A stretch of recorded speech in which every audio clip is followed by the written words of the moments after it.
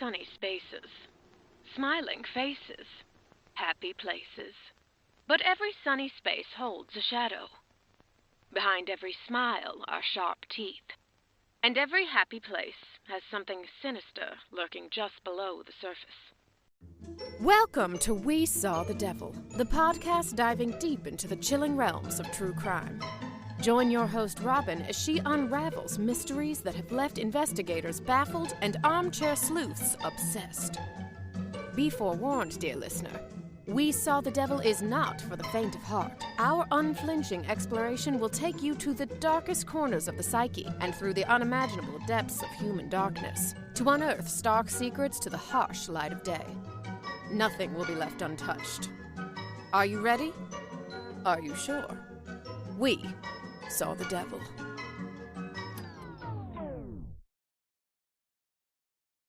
Hello, everyone, and welcome. You are listening to We Saw the Devil. This is Robin, and once again, joining me is my favorite biatch in the world, Iris. Hello, biatch. Hello! I'm so excited to talk about this. Me too. But for those of you who are just not tuning in or haven't listened to previous episodes, Iris and I are huge horror fans. We go way, way, way, way back. And so I know We Saw the Devil, guys. This is a true crime podcast. That is not beyond me. But I thought it would be fun since we're approaching our absolute favorite month to talk about just different movies that we are watching. Most def. Indeed. So we've been covering the Conjuring universe thus far, as well as Green. I literally had to stop myself to make sure I didn't say Inferno. Or fuck, hell. I still did it. We've previously covered Green Inferno, as well as Cannibal Holocaust. You did That it. was a fun one. Man, that game is just plaguing me. Yeah, so on tonight's menu, it is The Nun 2, as well as The Conjuring 3, The Devil Made Me Do It. I would say in the previous episode, Iris, general consensus that we love The Nun 2. Yes. Right? No. Or sorry, general consensus we love The Nun. Yes. So I can't wait to hear what you thought of this. I can't wait to hear what you think of it. Our films tonight actually have a common link. They do? And that is the director. So the director of The Nun 2 also did The Curse of La Llorona, The Maiden, as well as the movie that Iris is going to be covering this evening, The Conjuring, The Devil Made Me Do It. And due to timeline and time frames and whatnot, I'm going to go first. But more or less, Iris and I have been covering the Conjuring universe because as much as I hate almost every single film from this entire franchise, I have to admit that a lot of thought goes into it. It does. It does. I like the universe. I do like the universe, and I hate action and superhero movies. They are my least favorite forms of entertainment, and I just feel like there's even more thought going into this than like Marvel. Oh, yeah, and to think that, Ed Bourne was a superhero himself. So, yeah. What, in his own mind? Yeah. He's so heroic. God, they really do. Also, just before we get into it, like, side note, I am not a fan of the Warrens. No, you're not. I am not. I'm very loud and proud about my disdain for Ed and Lorraine Warren, so if that offends you, I apologize in advance. Well, it doesn't offend me. I don't know him. So many people take their word as gospel. Well, it's they got the supposed stamp of approval of the Archdiocese and the Catholic Church. So to them, if they are spokespeople for the Catholic Church, then that makes them pretty cool in their eyes. So Yeah, I can imagine. think of him as the Billy Graham of the Catholic Church. Yes, that is actually a great great metaphor. Thank you. Woo! That's a rough one tonight. Words be hard. Words be hard. All right. So we're going to cruise right in here to The Nun 2. So obviously, if you have not put it together yet, it is a sequel of The Nun. It is directed by Michael Chavez. Okay, first of all, Iris, I know you're covering The Conjuring 3, so I'm going to hold my commentary there. I have a feeling that it's not glorious. Okay, so part of me actually, before I wrote, my notes and everything, my initial notes included 10 things I'd rather do than watch this movie again. So here we go. Let's start with the setting. So we are in Tarascon, France, 1956, 2 years after the events of The Nun 1. And okay, opening scene, there's a boy. It's very atmospheric. It's very clearly a period piece. There's a boy kicking a soccer ball down the street, backlit by like glowing yellow street lamps. I was like, okay. I mean, it is beautiful. Foggy night. It's awesome. Foggy night, exactly. We soon come to learn that the young boy's name is Jacques, and he's there to assist Father Noire with evening mass. So he goes down into the cellar to get the communion wine to be a little help. After mass, he goes back downstairs, but something is very much still awry because glass breaks, his ball is magically kicked back to him. Then there's disembodied voices and growling. And as you can imagine, there's no dog in the chapel, like in the cathedral. So Jacques goes back up. And Father Noire is still up there. It's very clear that there is an entity present. So Father Noire gives Jacques his rosary beads. The holy water started to gurgle. There's more growling. Father Noire is like, "You're in the house of God." And then suddenly he's launched up into the air where he bursts into flames. Jacques runs out of the church, runs down the street, and then you see the spirit of Valak descend, taking on the form of a man in a cap holding a briefcase. And there is our grand entrance to the Nun 2. Dun dun dun.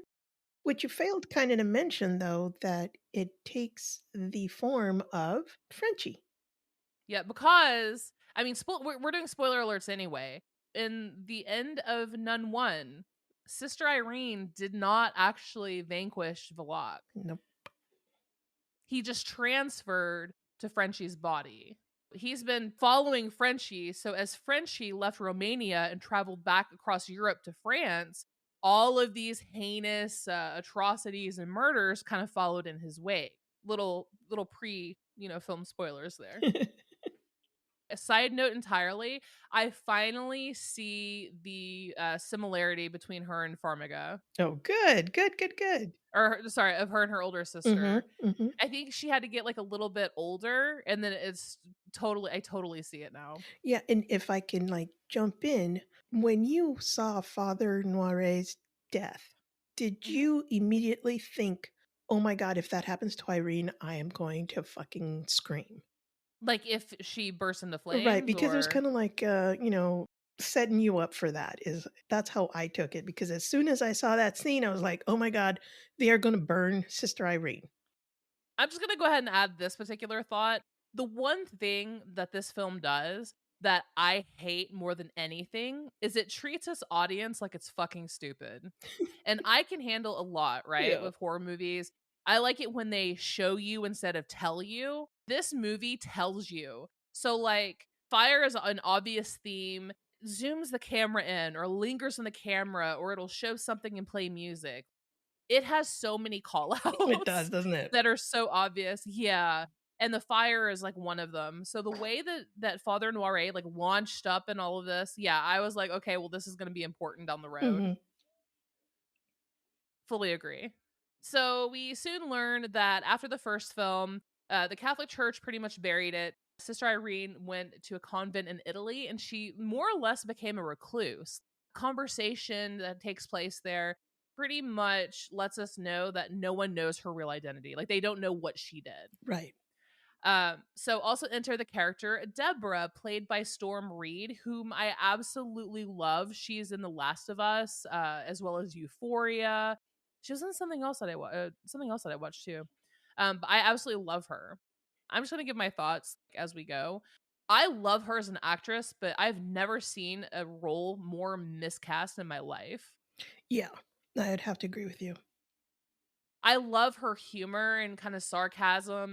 It does not fit a period piece of 1950 France N- in a horror movie. no, I know they were trying to make it like they sent her over to France because, there was no racism and stuff as bad as it Right. was in the United States. So the dad was trying to protect her and keep her safe. Yep. But yeah, she was extremely out of place. And her mom was murdered in a fire, and that's why she's questioning her fate. True. It's just the way she acts and her backstory too, it just made no sense. No, she was completely out of place. But I think what they were trying to do with this was put a character in there that was going to have a realization of faith because Mhm, mhm. Irene did it already. Therefore, there was going to be another character that needed to go, holy crap, this is all real. I guess something like Irene taking her vows when she Yeah, realized that things were getting real. that makes sense. So yeah, you guessed it. Like Iris and I just said, tragic backstory, kind of broken home life. So later that evening, a mother superior, she's telling younger nuns about the vanquishing of Valak. And they don't know that the nun who did it is just sitting right there. So again, that's the point where they make it clear that, she's kind of just a recluse in this random Italian convent and no one knows what she did. Then our girl there, Sister Irene, overhears that conversation and she's just kind of like listening to it. She overhears it. So back in France, Maurice, aka Frenchie, is working as a groundskeeper for an girls for an all girls. God, there's this creator YouTuber, and I don't remember her name, but people make fun of her, and she's always like girls. Oh, good Lord. Oh, yeah. Frenchie is working at an all girls boarding school, and he has a little bit of a crush on this teacher named Kate. This is pretty much when the movie went off the rails for me, honestly. Because up until this point, I was like, okay, Storm Reed, you're out of place. But the period piece and the lighting and the shots and the photography, I was actually really drawn into it at this point. So we meet Kate and Sophie. Kate is a teacher at the school, and her daughter Sophie is a student. And Sophie's kind of like the underdog. She is constantly bullied by the other girls. It's quickly established that Sophie's the one that we're meant to root for. Actually, I think we're meant to root for a couple people in this, like Deborah, Sister Deborah, Irene, obviously, and then we have Sophie, the underdog. The other girls at school are bullies. I remember mother superior or a teacher was like, who put the cockroaches in my office, which is so random. I can't think of a group of girls doing that in school, but okay. um Yeah, and this one, I yeah. do need to say though, it wasn't a convent or a No. convent school. It was just a Uh-uh. regular private school. Yep. And it kind of gives you the sense that the kids that are here, even though the school looks like shit, they come from wealthy families. And that's why these girls, act like they do. Just entitled little bitches is basically what they are. Completely. And it is, thank you for noting, yes, that is very important, that this is not like a religious school. This is just a random school. And it is cool though that they actually did shoot live on scene in an abandoned school. Which is pretty cool. I did not know that. Cool. Yeah, it was actually at a legitimately abandoned school. He sought out the location. Weird shit starts to happen. Like Maurice has random supernatural pissy fits. Of course, the audience knows that he is possessed. And Valak decides to make his presence known. Bone to pick in this movie right here. First one. He comes towards the girl, reaches for her fucking face, and then breaks her neck. Yes. Okay, the delivery girl. Yes. Yeah. Typical though, right? Trope. Trope. This pisses me off, y'all. The nun is terrifying. Nothing really scares me except for demonic stuff, and I think the nun is one of the most terrifying creatures and villains of all time. That being said, for some reason in the Nun 2, the lock only appears to grab your face. Lurk around and like blend into furniture or grab your fucking face. Wait till you watch La Llorona. Is it the same thing? Yeah. What is it? Well, okay, so I Oh, think it's when somebody grabs your face inadvertently, it is breaking every freaking bubble and barrier between two people because it is unwanted. And if you're going to throw hands, you're going to throw hands because somebody went for your face. Get that like at least a couple times in a movie, but every we'll get here in another moment. The next time Yeah. that happens, that's the big bone to pick. Okay, so then we see a super possessed Maurice, and he looks like he's definitely had better days because he very clearly is not looking well. And then all of a sudden, Sister Irene snaps awake because she just had a vision of Frenchie, vision slash dream, who is stressed out and asking for her help. Because remember, in the last episode, Iris and I, especially Iris, talked about the her powers and who she's related to. And we get a little bit more of that this time. We get a lot of it this time. Bang Whether we your want it or head. not. But St. Lucy and St. Lucy. Yes. So yeah, she had her vision, and of course, shortly thereafter, the church comes to Irene's convent and they tell her about Father Noire, and they let her know that the evil seems to be spreading out from Romania. So, direct quote from this movie: Sister Irene, you performed a miracle. The church needs another. So we're really deep here. It's like, yo, since you have experience in this department, we just like you to check this out. Thank you. What about And Father so she Burke? does. Right, he dead. He dead, girl. He dead. Cue Mission Impossible music. Yes, cue Mission Impossible. And she does not want to go. She fights back. In any case, Irene leaves for France on a train. And who shows up? Deborah. Sister Deborah. Aw. And she tells her solid life story and how she's going because she trusts her, and her mom was murdered in a fire, and so she has bad faith, but like, rocky faith, but I want to help. So, okay. Not exactly like what I would be running towards, but hey. So she goes with Sister Irene on their trek all across Europe to research what's going on. Now, I did kind of like this part. It did drag on, it did get a little boring, but it was beautifully shot, I thought. And that is my favorite thing about this movie is the way that it is edited, I would say. Mhm, What I loved about the Nun one is that yes, there were some jump scares, mhm. but it felt like way fewer jump scares than the rest of the films in the Conjuring universe. And they made sense. And they made sense. This movie is a literal jump scare factory. It is a fucking fun park of jump scares. Every other second is a jump scare. There is no, and you see them coming a mile away. You know when it's gonna happen. Oh, Yeah, it's kind of funny because what? when I was watching this movie, I was doing my second watch, more listening than anything, but as soon as, just like you said, it started getting quiet, I'd go, "Oh, Mhm. jump scare coming," and I'd stare. And damn if it didn't happen. Every time. Every time. In this one, I don't know. It really irked me on this one. It really, really irked me. Like I said earlier, less is more. And they end up showing Valak non-stop in this movie. Well, yeah. Valak comes out of whatever item people are looking into in that moment.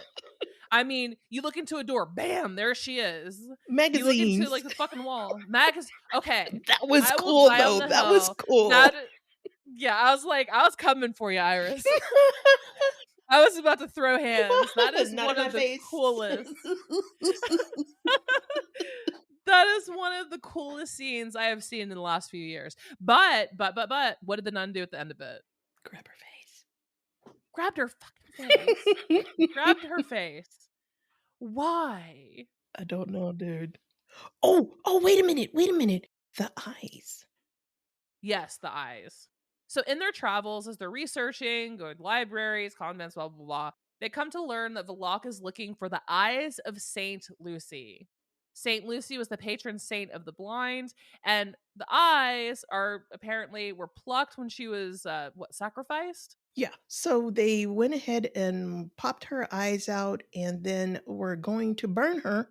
But the Mm-hmm. miracle that made her Saint Lucy is She didn't burn. Clue. Foreshadowing. And I swear to God, in this movie, when they're talking about her backstory and stuff, I mean, it was almost like the camera zooms in on lips and everything. Background music fades. I mean, it's just so. And again, let me tell you, I was getting pissed because I was saying to myself, if they make Sister Irene blind, I'm going to be pissed. You had to wonder in that moment, Uh-huh. like, what the connection between them was going to be. Eyes are the item that could banish Valak permanently back to hell. So this is where we learn that she never banished Valak in the first movie. It just transferred to Frenchie's body. Like, it really, doves down. Like, okay, we know what's happening now. And woot woot, all signs point to the same school that Frenchie's currently working at. We're about to have a reunion here. And you have a bunch of shitty girls in the school. I mean, none of them are likable at all, Mm-mm. except for Sophie, of course. Like, we're supposed to feel for her. Lots of weird, creepy happenings. They're bullying poor Sophie, but we also are introduced to a new entity. Yes. Because why not, right? Mm-hmm. Go ahead, talk about the new entity, Iris. Okay, so this new entity is the one that sits inside of none other, Annabelle. Really? I don't remember Yes. that. So if you take a look at Malthus, of what he looks like, and then we go to the Nun 2, the demon that is chasing Deborah and the girls is Malthus. Is that like the accurate representation? It is the accurate representation. Oh, interesting. They did put some thought into the demonology behind it. They did, and I think if anything, that's what saves these movies for me is the thought, and also, well, I'll save this one for my final thoughts because I think you're going to go like, "Oh wow, that's really cool." But please continue.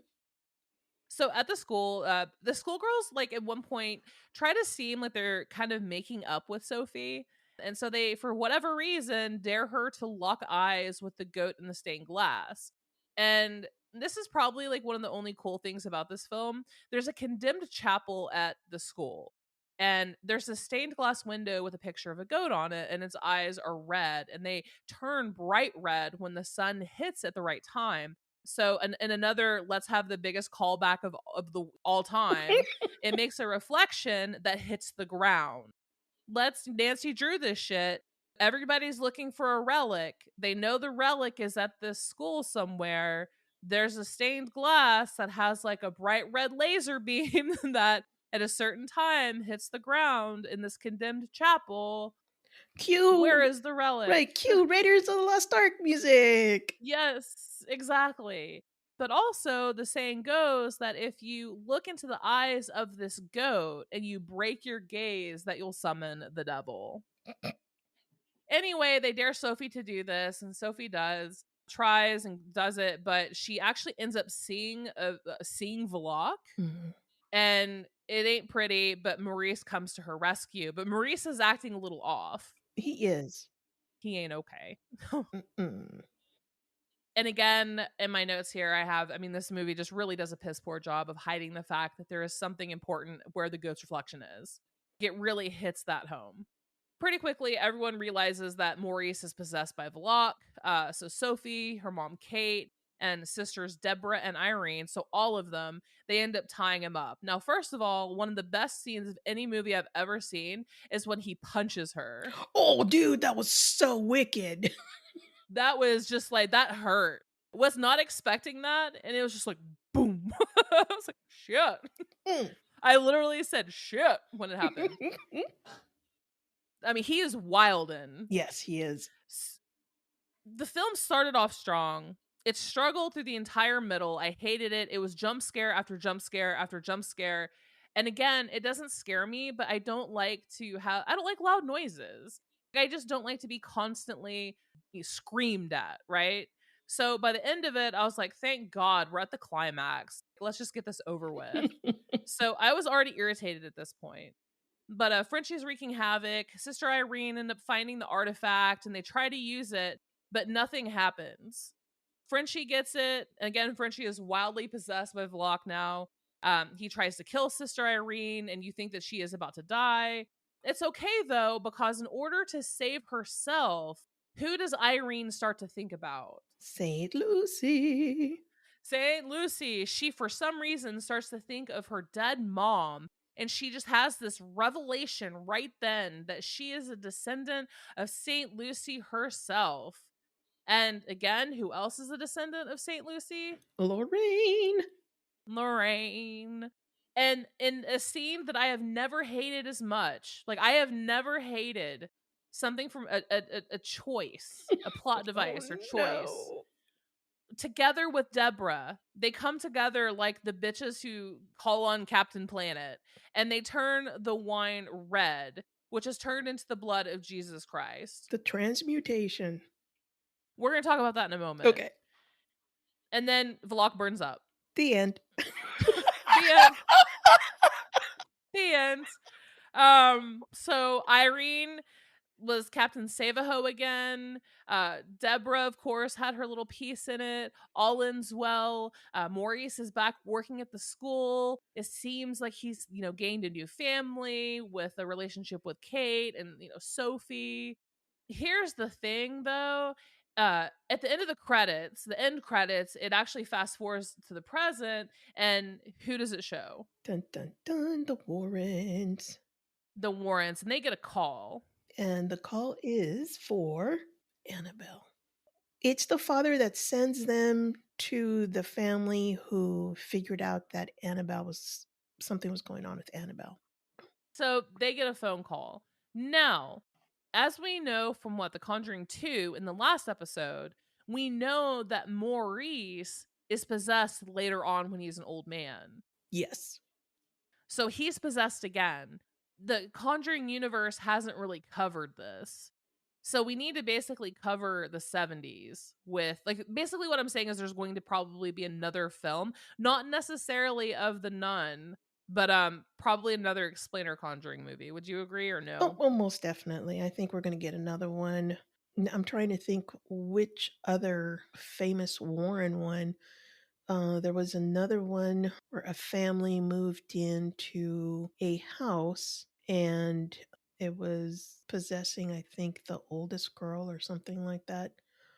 Supposedly the most harrowing one, but it seems like every one is the most harrowing one. So I yeah. know. So yeah, there's so much from the Warren urban legend that they can pick, and I wouldn't be surprised if the Exorcist cop shows up too. So it'll be interesting to Oh see. yeah. I guess my final thoughts here. Again, the Conjuring universe is not super smart horror, right? It's Mm-mm. more jump scares with the paper thin story. I do feel like there's a lot more with The Nun than there is, say, on Annabelle or other stuff. I don't know why. I think overall maybe it's an aesthetics thing for me. I just think The Nun looks so cool, and the fact that a lot of it takes place in abbeys and Middle Ages, and it goes way back. I just think the entire thing is pretty cool aesthetically, but it's so tropey. This one was unbearably so. It was super tropey. All the dumb jump scares, not even brilliantly placed. There's only two scenes that I thought were really just gorgeous, and that was the newspaper stand scene that Iris mentioned. Basically, Irene is standing in front of a newspaper stand, and then all of the pages start flipping and flipping, and the wind is blowing. The pages align to basically create a vision of the lock. That was really cool. So cool. But yeah, even that. And I do like that the first Nun told a lot more than it showed, right?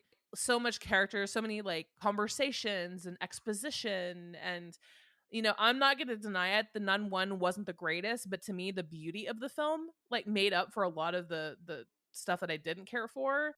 But the Nun 2 is so bad that, yes, it's pretty, but it couldn't make up for the rest of it. Like I said, it's perfectly edited for what it is. I think it's one of the most perfectly edited films I've ever seen. It's beautifully shot, but it was convoluted. It's almost like they stuck the St. Lucie, they're really trying with that St. Lucie storyline. Well, yeah, they were bashing your head with it, Yeah, and it's I don't care. I watch Deep Blue Sea and Halloween and movies like that. I watch them to watch sharks eat shit and Michael Myers kill people. there's more intellectual horror out there, and it's not going to be from James Wan and like this universe. Give me my ghosts and give me a decently made movie. I feel like The Nun 2 it was just so ridiculous. Comparatively. Also, there's a lot of screaming schoolgirls in this Oh movie. my god, yes. Non-stop girls screaming in this movie. I did love that it's a period piece. I am a hoe for period pieces. But yeah, that's pretty much my thoughts. It's just not a fan, not a fan at all. All right. Okay. So for me, I have to agree with you. Uh, Oh, the first Nun, I really enjoyed it. I enjoyed the story. It was neat to get into the mythos in the lore of this of the whole Valak thing and the women and all that. I really really enjoyed that.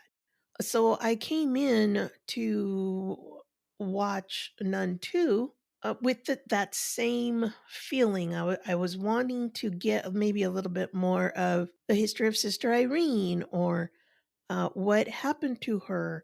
For some reason, the way I was watching the trailer, I identified Sophie with Lorraine. did you really? Hmm.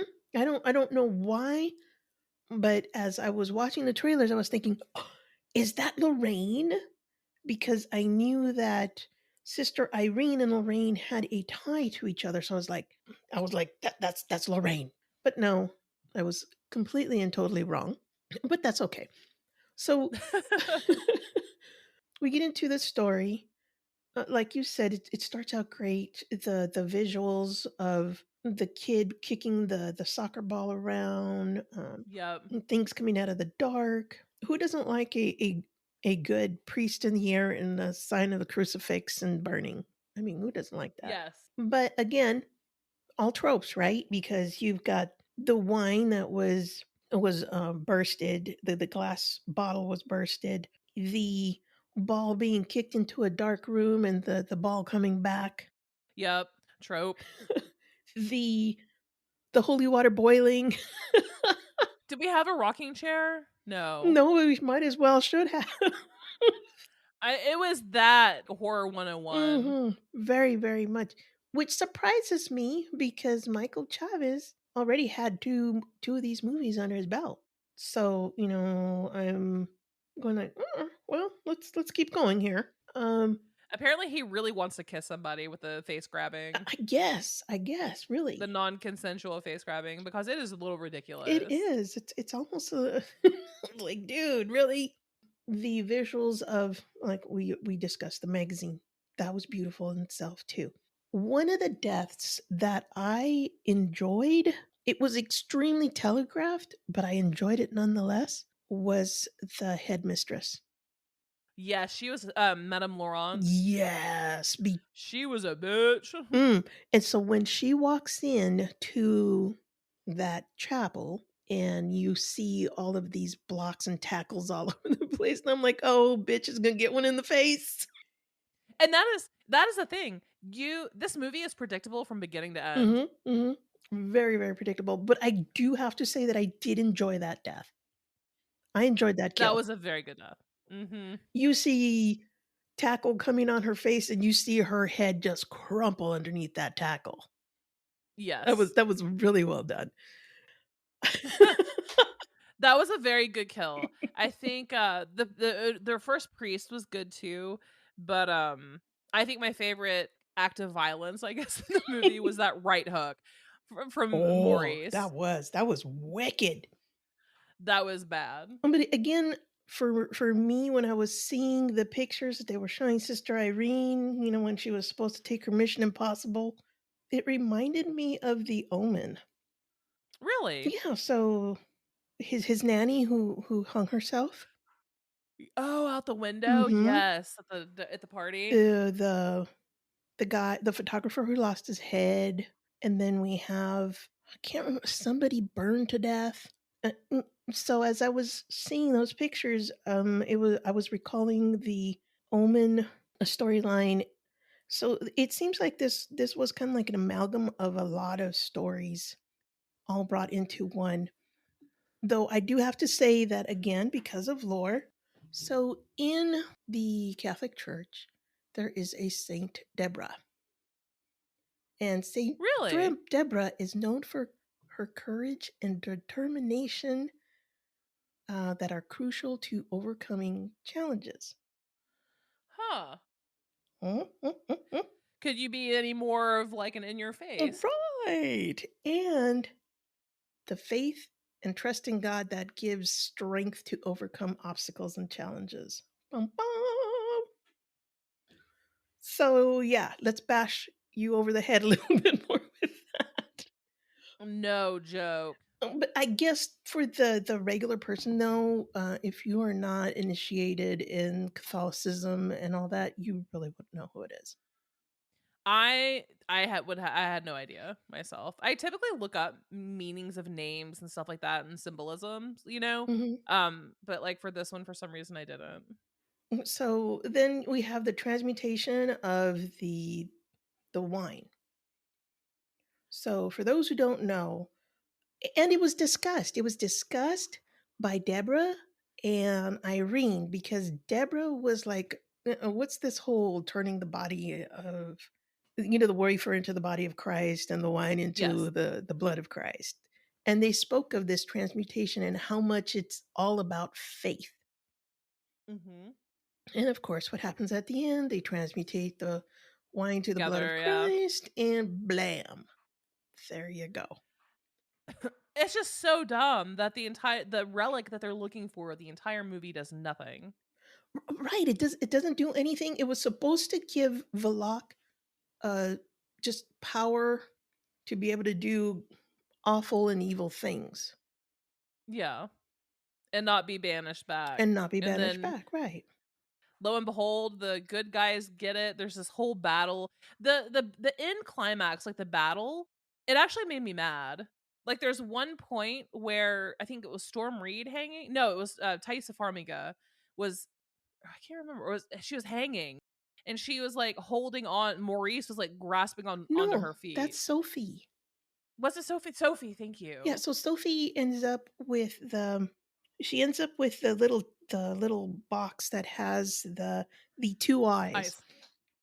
the relics, and then she takes off to the bell tower. And as she is running up the bell tower, Maurice is chasing her. Sister Deborah is fighting with Malthus and trying to keep the girls alive. Sister Irene is over here on this side. She finally wakes up and then goes to the bell tower and sees Sophie and Valak, aka Maurice, Maurice, battling it yeah. out up there. But yeah, It's a clusterfuck. it is. It's a complete clusterfuck because you don't know what. There's just so much chaos that it's kind of hard to grasp where the hell the plot is going. Yeah. And then to the culmination of Sister Irene not burning and the blood of Christ. And then And then everything's done. okay. Yeah. It was just beautiful 3-minute opening, drag ass for an hour, an okay meh climax resulting in a WTF ending. And abrupt, wasn't it? Yes, I was like, surely this cannot be it. It's like, that's it? He's done? What? Yeah, it made absolutely no sense. None. And, I did not right, understand. and what happened to Sister Deborah and Irene? I mean, No, I completely felt the same way. Completely felt the same way. Mm. Oh. So, yeah. On a scale of first of all, do you have more thoughts? No, that's basically it. I agree with you wholeheartedly. It just seemed like it was an amalgam of so many other movies and so many Good tropes. call. Good call on the Omen though. Mm, I mean, and I think like the fire thing, didn't someone set themselves on fire at another one of their dinner parties? yes, Like the ambassador or The whatever? Yeah, Ambassador. I That's remember right. that. That's in the Yep. third movie. Yep. I remember that. You're right. Like it's like calling out each death. So yeah, no, I'm done. I give it a very generous 2 out of 5. I'm there with you. Actually, I'm gonna give it a 1.5. I don't Ooh. feel that generous. I can't think of another movie that you've given that low of a score to. No, I have not. It's that bad, you guys. It is. I'm wait for it to be free and then watch it and make your own opinion, but I would not throw down $20 to rent or watch it. So, onward to yours. All right. So, The Conjuring 3, The Devil Made Me Do It, directed by our dude, Michael Chavez. James Wan was part of this story. On The Nun 2, he is only credited as based on characters of. Oh, interesting. The Conjuring 3 is basically it's supposed to be the story of the Glatzels. That's what I was when I came into this movie, that's what I was hoping for. Now, a little background on the Glatzels. The Glatzels were a family from Connecticut who moved into a house. The very first time the little boy saw the AKA demon, AKA ghost, they were cleaning the house that they were supposed to be moving into. And there was a waterbed in one of the bedrooms. And the little boy said that there was a man, he saw a man's face in the waterbed, aka Freddy Krueger. No, thank you. Right. I've I been always cured wanted a of waterbed waterbed. too. I've been cured of Yeah. waterbeds. And the little boy would say that it was an old man in jeans and a flannel shirt. It looked like he had burnt and he had no eyes. Again with the burnt. What the fuck? Okay. James Wan, man. No, well, that's what the kid said for reals, that's what the man looked like.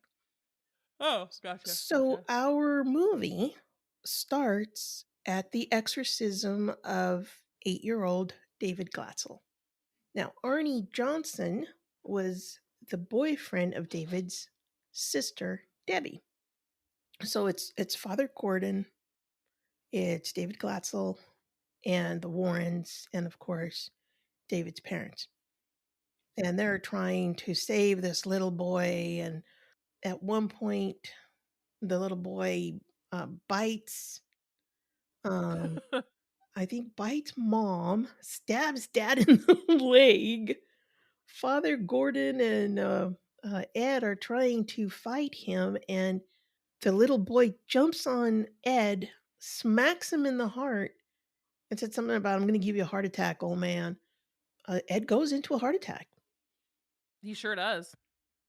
And it's not factual. It didn't happen at that time, but Ed did suffer from basically heart disease. At that point, Arnie grabs the little boy and basically tells whatever is inside him that it's a coward, it's a pussy, just you're attacking the little boy, leave him, take me, take me. And then all of a sudden, David's fine. And we see Arnie, his eyes glow as they do when you're possessed, and then they fade away. So, as you do.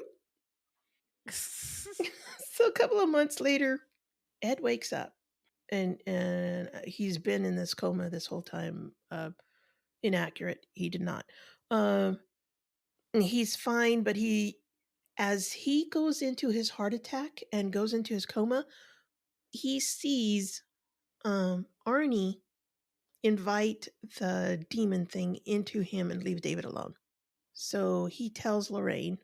Then, of course, Lorraine is trying to get a hold of Arnie or Debbie or somebody.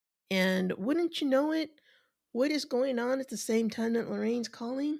Arnie What? is stabbing his landlord because he thinks that the landlord is a demon that's coming after him. Totally normal. Totally normal, just as you do when you're dealing with the Warrens. And Yeah. the poor guy is walking around because Lorraine calls the cops to go see if, these people are okay. And the cop finds Arnie walking down the street and he's bloodied, and the cop's like, dude, what the fuck? And he's like, I don't know. I think I killed someone. So they arrest him, and that's basically the plot. Then, as I'm watching this the first time, I'm thinking, oh, cool. So then it's going to be the Arnie Johnson thing, the very first time that demon possession was used as a defense in court and blah, blah, blah. No, it's not that either. No, it's not. Now, what the Warrens are trying to do is to prove that, yes, it was a demon and it wasn't Arnie, and they're trying to figure out, were there other cases that something like this has happened? So they traveled to Danvers, Massachusetts, which isn't very far, to investigate another death of a Katie Lincoln, who was also stabbed 22 times.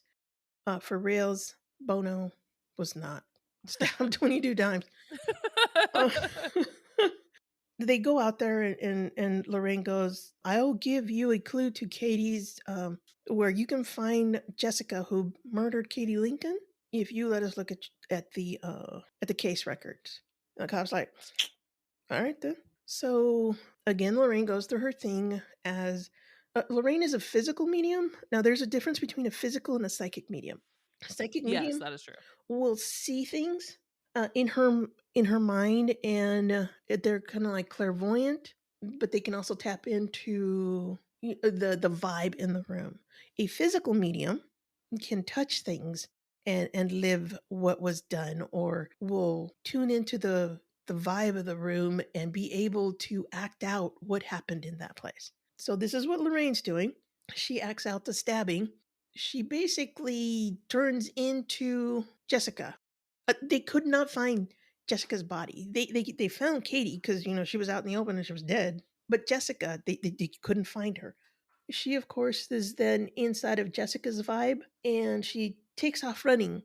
At the end of where she is running, of course, is this huge drop off into I don't know, like a lake or something. And Ed's trying to stop her, and of course she almost falls, and something grabs her ankle, and here is Ed just surviving of a heart attack. He manages to pull her up. Um, Amazing feat of strength. It is. So they find this piece, this weird little relic. They try to tie it into something. So they talk to another priest who is Father Kastner. And Father Kastner says, yeah, I've seen this before, but you don't want to mess with this stuff. This is bad. This is Yeah. this is coming for you at your house bad, which it does. And it ties a curse that a witch was trying to do. So the curse is murder and then suicide. She has to deliver souls to whatever thing that she prayed and said, I want this, but I will give you souls if you give me this power. So she has to do this. It turns out to be Kastner's daughter, who is in the cellar, and Lorraine figures it out, and so does Ed. Lorraine goes down there. The witch gets her, chasing her around. The witch kills her dad. There's the sacrifice, there's the murder. And now we need a suicide. But lo and behold, we find out that to be able to break the curse or lift the curse, the occultist altar must be destroyed. So Ed comes down there, and he has this huge what is it called? A sledgehammer. Breaks down the door, goes into the cellar. Witch comes up, blows something into his face, aka Serpent and the Rainbow. And he is now seeing things, and he's smashing a sledgehammer around. Eventually, Lorraine's in the way, and eventually she convinces him that it's her because remember, our love is our strength, blah, blah, blah. Yes. I swear, these are love stories. This is what they are. They're not horror stories. They are love stories. This is the love story of Ed and Lorraine, because love always really conquers, is. right? Ugh. And he destroys the altar. They go, ha, witch, bye, bitch. And this was cool. The contractions that the witch did as she is being taken by the demon or the devil or whatever it was, that was cool. That was really cool. The contortions and everything, amazing. Contortions kind of get me. They're weird, huh? They freak me out. It's like bodies aren't meant to do that. I don't care what you say. You are possessed. That's what I think every time I see one. because, Hollywood taught me that. Yes. So anyway, at the end, Ed grabs there's a cup from the altar, and of course he puts it in the artifact room, the Museum of Evil. And behind it, you can see the Velox painting, and of course Annabelle. And then you go to the courtroom. They're sitting in the courtroom, which they did not. Instead of getting 10 to 20 years for the death of Bono, aka Bruno in the movie, um, he gets 4 years for manslaughter instead of murder. So, if you'd like, I could tell you what really happened with Arnie Cheyenne Johnson. Yes, and let's turn it to actual true crime. Okay, true crime. Boom, boom, boom. So, according to testimony by the Glatzel family, the 8-year-old David had been allegedly a host to a demon, and Lorraine got involved to cure the child. Several months later, Johnson and his girlfriend, Debbie, living in another town, I think it was Brooksfield that they were in, their landlord, Alan Bono, he was a drunk. And so one day, Debbie brought her 9-year-old niece with her, and she was grooming dogs and doing all this other stuff. So she brought the kid with her, just like, cool, look, cool thing. You get to play with dogs all day. Arnie basically was there also, but Alan Bono had gotten stupid ass drunk. And according to the testimony of both girls, Debbie and Mary, her 9-year-old cousin, I'm sorry, Bono, which was of course, the landlord and Debbie's employer at the kennel.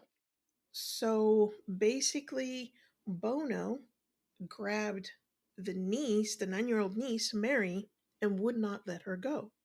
So Mary, he finally let go of Mary. The little girl ran to the car. Debbie got in between both of the guys, trying to, like, hey dudes, let's chill out, And the other gal was also trying to pull Arnie away. And she told the cops that Arnie was growling like an animal. Then he drew a 5-inch pocket knife and stabbed Bono repeatedly. Now, Bono had 4 to 5 wounds in his chest, not 22, like the movie says, just 5. And they were mostly in his chest. Arnie, like the movie shows, was walking down the road and he was discovered 2 miles away from the site of the killing. And when they were at, it's like, dude, what the fuck? What happened? He's like, I have no idea what happened. So after Arnie has been arrested and all, Lorraine, God bless Lorraine, she calls the Brookfield Police Department and tells them that Arnie was possessed Oh my god. when the crime was committed. What in the world? Well, Ed had witnessed Arnie tell the demon, aka thing that was inside of David, to leave David alone and take me instead. Oh my god. So, in their mind, the demon that was inside David popped into Arnie, and that is the reason why Arnie killed Bono. Uh-huh. When the trial took place in Connecticut, Martin Manella, who was Arnie's lawyer, basically said that their defense was the plea was not guilty by virtue of possession. But the judge, Robert Callahan, goes, WTF, dude, what? Oh, no. Same. Hashtag same. I'm sorry, you said what? And the judge argued that there's no way they could defend that, because you could never show scientific evidence that is what happened. So it was irrelative and unscientific. There was no defense that could ever exist in a court of law that lacks evidence. So therefore, he goes, yeah, no. Once that didn't, pan out for them, the defense chose to imply that Johnson was acting in self-defense because of how lewd And crude, Bono was being with Mary. So what they were trying to say was he was defending Mary from Bono. It goes to deliberation, and 3 days, 15 hours. The jury comes back and they say, well, this was first degree manslaughter. So they didn't give him Mm-mm. murder, they gave him manslaughter. And on the 18th of December of 1981, he was sentenced to 10 to 20 years in prison, though he only served 5 because of good behavior and stuff. And it's crazy how our legal system does that. Yeah. Well, I think you could have ended at it's crazy how our legal system. Right? No kidding. As evidenced by the Chris Chan story that I'm telling right now. Yes. Yes. Woo! That Chris Chan. Oh man.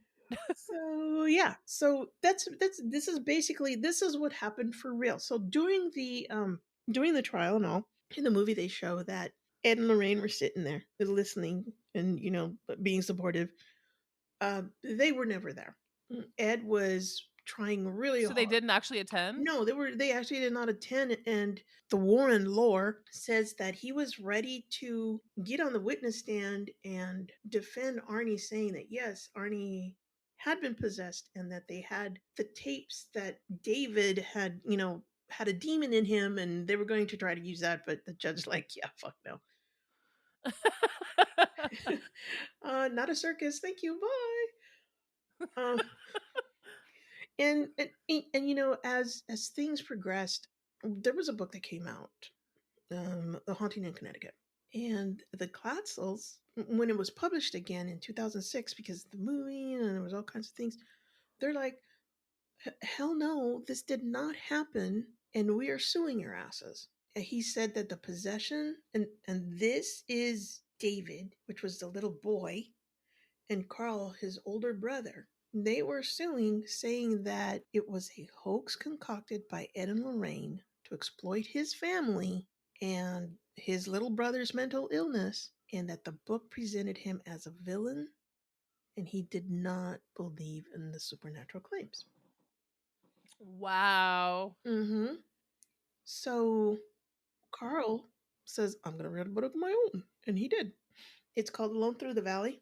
And it's basically his version of what happened to his little brother. Interesting. So both Arnie Johnson and Debbie, who are now married, wholeheartedly support the Warrens' account of the demonic possession. And I wonder if they feel that they have to, because that was going to be his defense. So I don't know if they really, really believe in it, or it's, they're kind of like roped in because they were that was the defense that they were going to present for Arnie, and they were hoping that they could get him off. But yeah, so here are my thoughts on this movie. When I watch a movie about possession, and all 3 of the Conjuring movies are about possession and haunted objects. When I see something that's about possession, I expect certain things. I expect the oppression, which is the prepossession, the possession itself, and then the exorcism. Yes. In all these movies, I don't get that. What I get is a Lifetime movie with jump scares. Mm-hmm. Okay. Mm-hmm. And it's extremely disappointing. It's extremely disappointing because there is so much mythos and lore behind Ed and Lorraine and the quote unquote demons that they fought constantly. Ed being a demonologist that I don't know how. I think you just say, I'm a demonologist, and there you go. you give yourself a title. That's it. Woo! You and I could be demonologists, dude, because we know Malthus and we know Valak. So therefore, boom. I thought you knew that I was, Iris. Oh, okay. Yeah. I need to put it on my business card. epic, Coder. epic analyst and demonologist. Oh my god. Fuck. But seriously, though, and granted,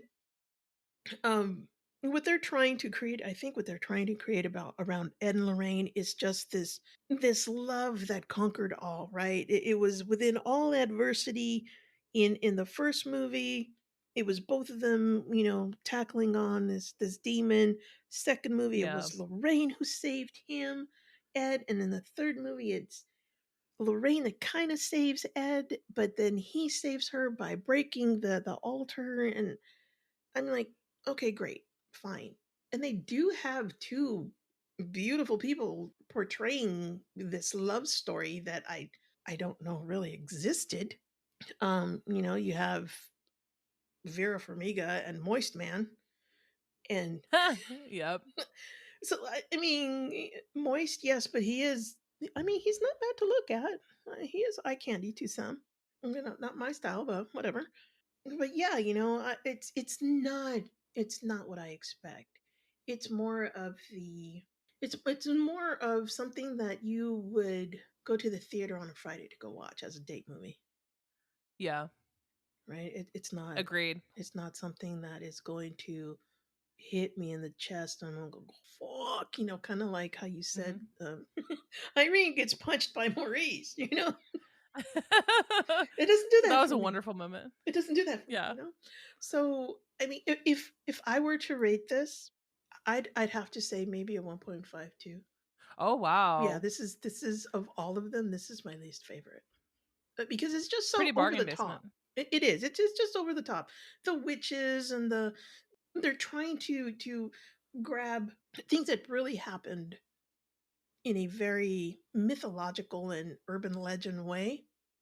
And yes, that Hmm. works for a lot of horror, but if you're going to create a horror movie, create a horror movie. Don't create a movie that is cutesy with jump scares. And I understand that that happens a lot because our horror movies, for some fucking reason, are now PG-13.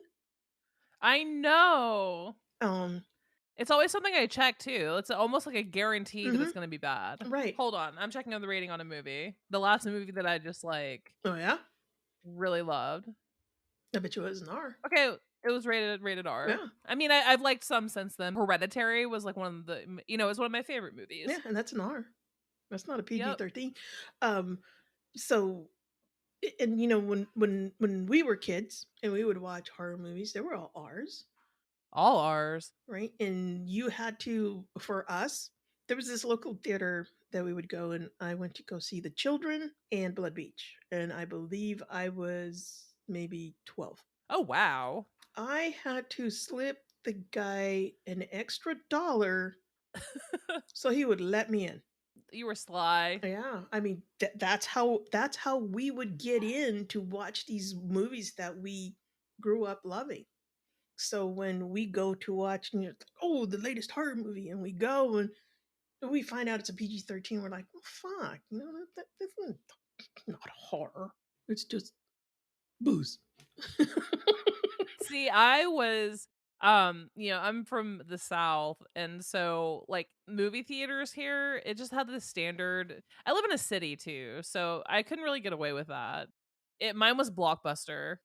My mom taking Okay. me to Blockbuster, and for some reason I could give her my a lot of people don't know about my mom, but my mom was like a Southern belle. She was not into horror, she was not into any of that. Normally she would turn it all away, but for some reason at Blockbuster, she didn't care. So I would bring her like Nightmare on Elm Street, Kill Everyone, Slaughter Part 5, and she would be like, "Okay, sweetie, let's go." It's like, oh look, she'll be quiet for a while. Yeah, so that's how I saw like, most of my horror library. Oh, see, a lot of us, that's how we did it, though, right? We were too young to pay for that movie ticket, or we were not going to. Somebody was not going to let us in. But if you went to Yep. your local video store and you Mhm. snatched your dad's card, and you go, "Yeah, my dad gave me a card. He said I could rent whatever." You Exactly. could Oh rent my god, whatever. my mom would hate like follow me around in Blockbuster. My mom wasn't a movie person, so she hated being in it, and so she would just give me her card and be like, "Go get whatever you want." See? Yeah, I convinced my parents to put me on their card. Are you kidding me? No, I am not. And the video card, right? Not their debit card. Debit cards didn't exist then. So I would go down there with my $5, and I was able, and because they were horror movies, you could get 3 for 5. I would go get my Oh I wow. would go get my horror stuff. Prophecy, Oh yeah. The Unforgiven, all kinds of stuff like that. And that was how I introduced myself into this beautiful world of horror. And my parents, God love them. Hey, mom, dad, there's a movie called Prom Night. It really looks good. Can we all go watch it? It's at the dollar store, at the dollar theater. Yeah, sure, let's all go. Oh my god. I'm like, I'm Jesus. sorry, I Yeah. didn't know we had all these killings. I had no idea. It said prom night. I thought it was gonna be, like something really cool. About a Christmas night. I thought it was like Christian. So Thought yeah, it was about God bless Christmas. them. I swear, my poor parents. They work so hard. And my mom, being a Hispanic community and stuff, and a community that just didn't get into that stuff. Um, Yeah. they didn't know any better, and being a smartass little brat that I was, I did. So therefore, I would. So yeah, but anyway, that's my take on it. I don't. I mean, I'm I will sure. agree. Yeah, I was gonna say I'm pretty sure you agree. You gave it a 1.5.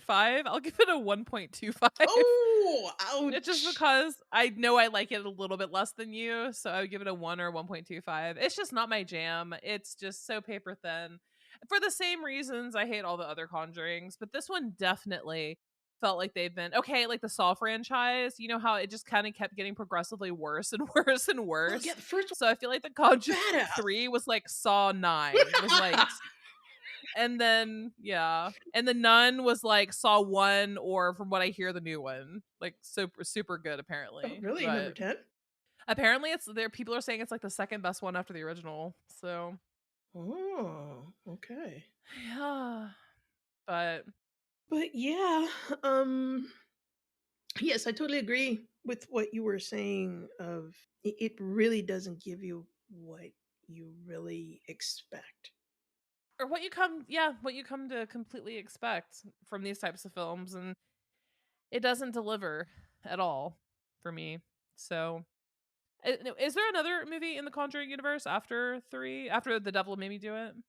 No, I believe there isn't, but I'm wondering if we're going to get the movie about Frenchie and his exorcism, I think that has to be like when I right? talked about the a Nun 2, like there has to Hmm. be a connector video, a connector Yeah, there movie. has to be a connector, and that video has shown up in the three Conjuring movies, The Nun, the second one, and I think one of the Annabelle movies. So it seems like everything is pointing to this event. So there has to be something special about this event, and I'm sure they're going to throw movies at it. So yeah, Yeah, it'll be interesting to see if Juan's attached. I'm I'm kind of wondering. He hasn't been attached for the last two, so I'm producer, yeah, but mm, that's about it. Let's see. The Conjuring 4. It's called The Conjuring Last Rites. Ah, okay. It was just announced in April, Oh, so it I assume was. that would probably be Marie's. It has to be. Oh wow. Okay, so interest peaked. I'm sure it will let me down, but still, why not? We will see. Yeah. Okay, so I was looking online, for extreme movies, the kind that you and I would primarily watch, Iris, and I stumbled across something called the horror iceberg, the disturbing horror film iceberg, and Hmm, it's your typical iceberg chart. For those of you who are on Reddit, the subreddit of iceberg, it's just these for everything you can think of, and I love it. But nice. it basically starts on the tip top of the iceberg with basic films, your kind of intro to horror type of films that are quote unquote disturbing, and then it goes all the way down. Holy crap! Look at this list. I love it. I wanted to get your thoughts on this iceberg. The happy face guy. Those are the beer drinkers. Yes. And it's nice that they're okay movies. Saw, Blair Witch, Contagion, Insidious, it's The The Conjuring. Conjuring. the Lifetime movies. I don't agree with The Exorcist being up there. I think it should be down here with Hellraiser and Hereditary and stuff. But sure. Yeah. The Woman, excellent, excellent, The excellent, Woman is such a good movie. One of my absolute favorites. excellent movie. I think Raw should actually be probably even a third tier Yeah, I would agree with that. I would agree with French that. cannibal film. Yeah, but that's a wicked film. That was really, really good. That movie actually got my gag reflex going a little bit. Like there were Really? some scenes, yeah, there were some scenes that I was just, just. Extra saliva, swallow, swallow, swallow. But did you see the other? God, what film was it? It was an indie film, and it was a blonde girl, and she was an actress. Oh, yeah, yeah, yeah. Eat. I think it was called Eat. Eat. Hmm. Eat. Did you see Eat? Yes, I have seen that one. Oh, one of the all-time of any, including like Cannibal Holocaust and films of that such. The scene where she gets a hangnail and she Mm, bites it mm. and it pulls the skin off of her finger. That was, oh. Yeah, that is still to this day something that gets me. Because we know how Whew. bad that hurts. Oh man. Especially as not nail biters. Yeah, there's a lot of stuff that's in here. The Poughkeepsie tapes. I love that movie. That's good. That's disturbing. I actually get the same feeling. People can argue it, but the Megan is missing. Yes. The container at the very end scene Yeah. gave me the same just distraught, depressed feeling as the Poughkeepsie tapes when the little girl got nabbed. Let me tell you, when I watched the Poughkeepsie tapes, and I did it because Slasher Cast was talking about them. I believe Jamie was on that one. I had listened to the guys, and this is way back, like when the horror podcasts. There was like maybe 10 of them. Not like a dime a dozen nowadays. My God. Yeah, you and I were naming them off. It was like me, Slasher Cast, Dead Lantern, BT Cast, FearNet, Fangoria. Fangoria, but that was just an Yes. advertisement the whole time. And for some reason, none of us were like, well, at least I didn't. And a lot of people thought they actually cared. No, they don't. They don't. So I watched that movie and I was like, wow, that was badass. Okay. Um that night I forgot to lock my door when we went to bed. So when I got up that morning and I saw that my door was not locked, it freaked me the fuck out. It freaked me the fuck out. I wanted to go into every closet and make sure that we were fine, but I had maybe 10 minutes to get to the bus Oh stop. no. I was freaked out, but I was like, it's just a movie. It's just a movie. It's okay. It's okay. It's okay. It's okay. Let's see what dumplings. You need to watch Dumplings. I do. I've heard nothing but good, crazy, gross things about it. Yeah, you will never have a dumpling again. I have not been able to have a dumpling since then. Love a good And then gross we out. yeah, skins. Mm-hmm. Skins should be. I'd have to say here the same thing with Antichrist. Antichrist was good. I enjoyed it. That movie was Wrong or raw? really raw. It was That so was a raw. I love it. raw I don't find movie. it to be as gross as people think it does. I think the clitorectomy is one of the biggest things, but it doesn't show anything. It doesn't. Kind of, but And like I think maybe that's where the beauty of this thing, and that's what makes it so raw, is you have to use your imagination for a lot of what you see, even to the Mhm. point where the baby, the open window at the very beginning. Oh god. Still one of the best, most beautifully shot sequences. For those not aware, it's by Lars von Trier, and basically it's about a husband and a wife, and they have a baby. And the baby, I mean, spoiler alert, the baby, while they're having sex, goes to the window and falls out of it and dies. But the sequence of the baby falling, it's like classical music playing, and it's in black and Hmm. white, and the snow, and it's in super, super slow mo with them and the baby's falling as his parents are orgasming. Yes, Oh, it's incredible. So I think a lot that has a lot to do with this. And I hate saying this, but a lot of the movies that are in the lower tiers are a little bit more of an intellectual horror movie, if No, that's even totally. a thing. No, totally agree. A lot of them don't really rely just on gross out or lifetime movie type of stuff.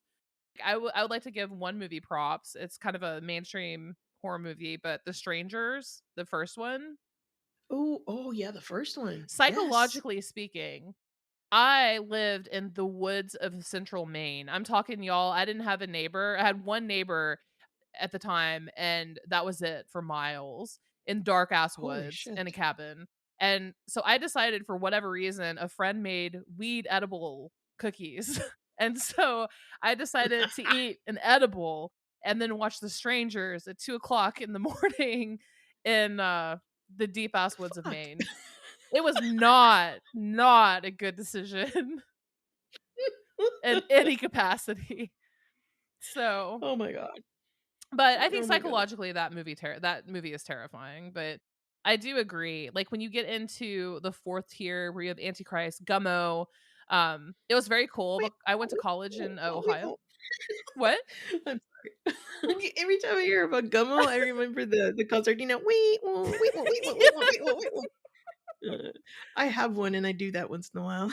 I went to college in at Antioch College, and it's Mhm. actually right beside Xenia, Ohio, 4 miles down the road.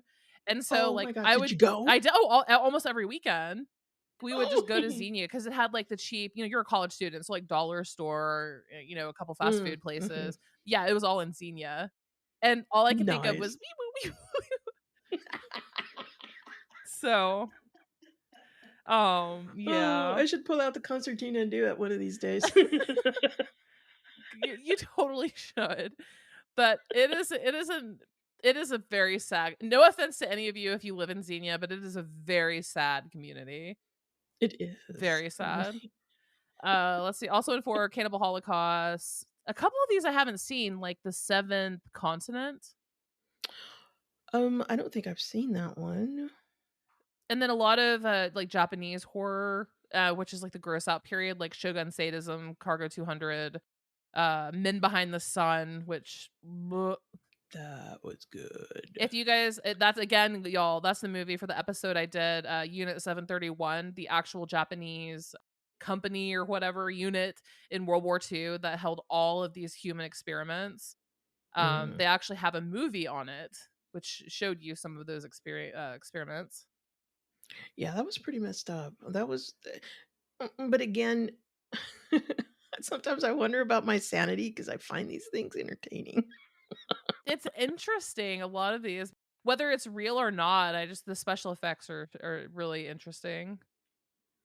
It is, and maybe that's what it is with a lot of these movies. You know it's a movie. It's not real life. Are you So sure? therefore, well, okay. Well, a movie like, Begotten or The Red Room. Oh, Begotten. I think everyone should be made to see Begotten. I think so too.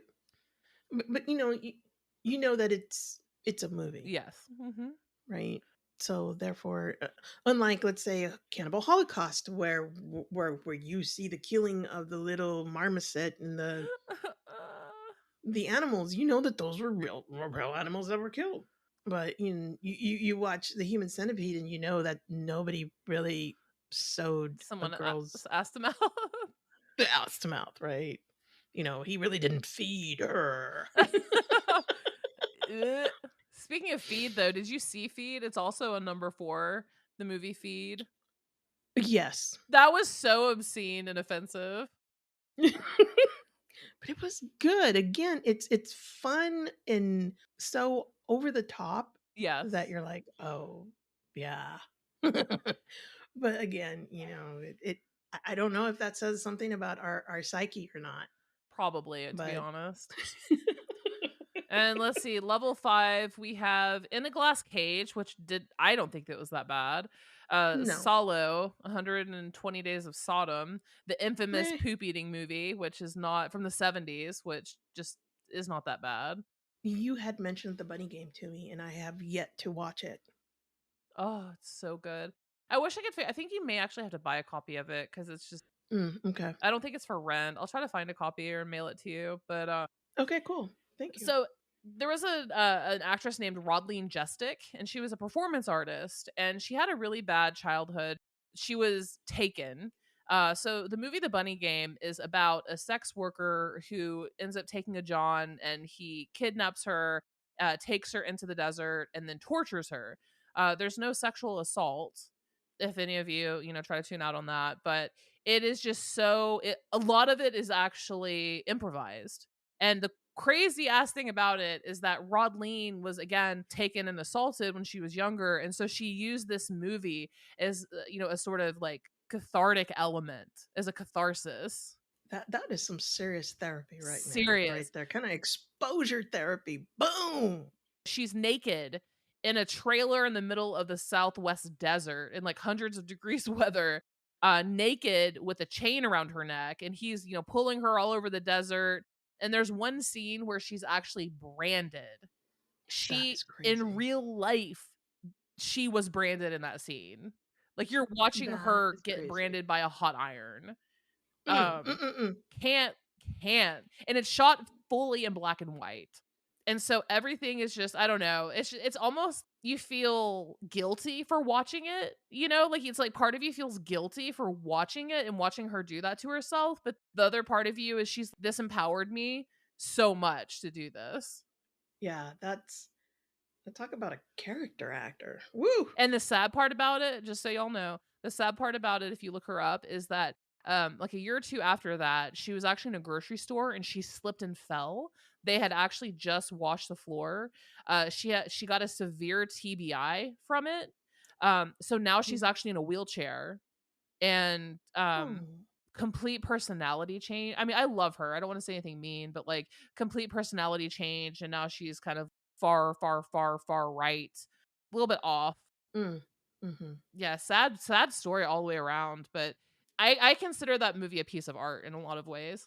Yeah, it sounds amazing, and I truly do want to watch that because I think that would be something to add to another shot of whiskey to add at the table. Oh, for sure. You need to see it. And then Thanatomorphos as well. You need to see that. Yes, I do. If you want to see a movie that's just pure special effects, just practical effects, which I think is amazing. Yeah, because it doesn't happen very much anymore. No. And it looks real. Like, none of this looks fake. It's literally about this woman who, just for whatever reason, she starts rotting. Like, she actually just starts rotting from the inside out. And it's crazy how realistic it looks. Yeah, I definitely want to watch that. Yeah, and then the final level, I mean, other than Begotten, which I don't even consider that crazy, crazy. Mm-mm. Fetus. Never saw that. That's pretty good. It's okay. Aftermath is about an autopsy. Yes. And meh. Seen it for real. Um I've seen Playground, but there are other things on here that I think I'm going to have to look up. Black Metal Veins is good. It's actually kind of like a documentary about heroin addict, Oh, how and sad. they don't Okay. actually shy away from showing you everything. Oh, wow. Yeah, Okay. it's Well, very, very, very, very dark. okay. I'll have to check that out. I'm gonna post this on the Instagram with this episode so you guys can see what we were referring to. So go to our Instagram, We Saw the Devil podcast, and you will see this added in the pictures for this episode. And Nice. how far do you like to foray into horror? Do you like to come to the bottom of the iceberg or kind of float around the top? Me myself, no, I'm the beluga whale. The evil beluga. Yeah, I am evil beluga whale. That's okay. Yeah, I have beluga tendencies. I'm the neckbeard with beluga tendencies. The neck beard. Yes. Oh, you crack me up. Oh. I'll stay around Bunny Game, Thanatomorphos, Martyrs, Irreversible. All right, all right. Yeah. But thanks for listening, y'all. The next episode is going to be Nekromantik, Oh, that's gonna be so much which is fun. a movie that is close and near and dear to my heart. And then we're also going to be talking about the true crime version of that, which is why you do not see a lot of male morticians. There's specific reasons. There is a specific reason. And I am 'Cause not kidding you. You can look it up anywhere. Funeral homes mainly hire women as morticians and, funeral workers because men keep fucking the corpses. yeah, they just can't control themselves. Yeah, no, like, It's true. A hole is a hole is a hole. yeah, it is actually true. So I'm going to be covering a couple cases of the most notorious necrophiles. Like this one man in England was convicted. He actually worked as a mortician, and he had sex with more than 150 corpses. Wow. Yeah. And then you have Karen That's a lot of Greenlee. notches. It's what? That's a lot of That's a notches. lot of can you even consider that a notch? Um, oh god, it's so sad though. Like one girl, she's beautiful 20 like 22, 23, 4-year-old girl. She came in and he actually had his way with her corpse before her mother Oh. even came to identify and see the body, like minutes Oh, that's after it happened. oh my And then god, he that's did it again disgusting. like 3 or 4 more times. And she actually sued him, I believe. Oh, good. But he'd been doing it his whole life, like for decades. Oh, no, I just Mhm. People are I foul. know. Yes, people that are foul. I've seen bodies in different states, and I just I no, have not, but I can fathom. no. I just didn't. And then you think about munting, and Mm-mm. I just want to dry vomit. Yeah, into my mouth and have to swallow it again. Yeah. I don't know. Ew. Yeah. But But looking yeah. forward to that next week, y'all. That'll be coming out the end of next week. And as always, Chris Chan, in the meantime, also releasing the Ask Me Anything, where I answer your questions about me personally, podcast, case updates, Valo, Morphew, Idaho, 8 passengers, the whole bit. So be looking for that as well. Well, thanks again, Iris. And for the rest of you, until next crime.